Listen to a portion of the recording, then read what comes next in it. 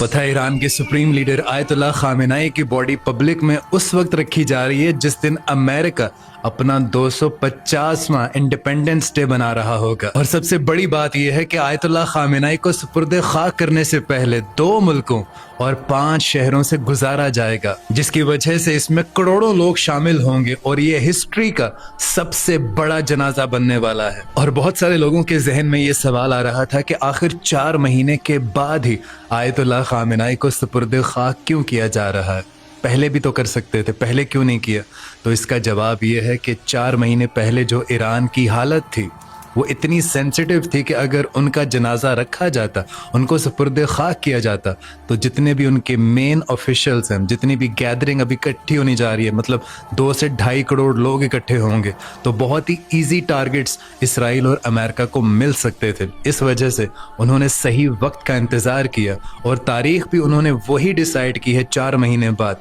जिस दिन अमेरिका 250वां से इंडिपेंडेंस डे बना रहा होगा। और भाई ये जनाजा इतना बड़ा होने वाला है कि सबसे पहले ये ईरान की सरहद पार करके इराक को पहुंचेगा और फिर नजफ इंटरनेशनल एयरपोर्ट पर इसकी ऑफिशियल रिसीविंग होगी और उसके बाद ये काफिला नजफ और करबला में होगा और फिर इसके बाद जुलूस होगा और फिर मशहद में इमाम रजा की शराइन के करीब आयतुल्लाह खामेनाई को सुपुर्द खाक कर दिया जाएगा। और भाई इतने बड़े जनाजे को मैनेज करने के लिए तेहरान में 600 से ज्यादा ओवर हीटिंग स्प्रिंकलर लगाए गए हैं जो भीड़ को ठंडा रखेंगे और तकरीबन 700 से ज्यादा नई पार्किंग की जगह अलॉट की गई है और प्राइवेट गाड़ी का उस जनाजे उस जुलूस के करीब आना मुकम्मल तौर पर बैन कर दिया गया है और 30 से ज्यादा मुल्कों के ऑफिशियल्स, उनके डेलीगेशंस इस जनाजे में शमूलियत इख्तियार करेंगे। और यार ये ईरान वाले ना कोई भी मौका हाथ से जाने नहीं देते। जैसे ही सऊदी अरब का डेलीगेशन सैयद आयतुल्लाह खामेनाई को सलाम पेश करने के लिए आता है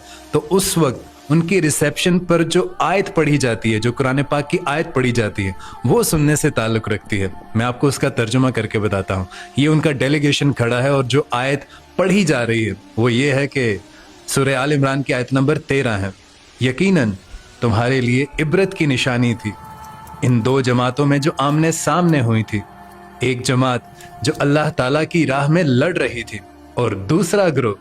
काफिरों का था। वो मुसलमान उन्हें अपनी आंखों से अपने से दुगना दिखते थे, मगर अल्लाह तो जिसे चाहे अपनी मदद और नुसरत से कवी अता करता है। यकीनन इसमें आंख रखने वालों के लिए बड़ी इबरत है। यानी ये वो आयत की सिलेक्शन है कि जिस तरह सऊदी अरब बिल्कुल साइलेंट मोड पर चला गया था, किसी भी किस्म की हेल्प उन्होंने ईरान की नहीं की थी बल्कि उल्टा अमेरिका की हेल्प कर रहे थे, ये आयत सीधा सीधा उन्हें टारगेट कर रही थी।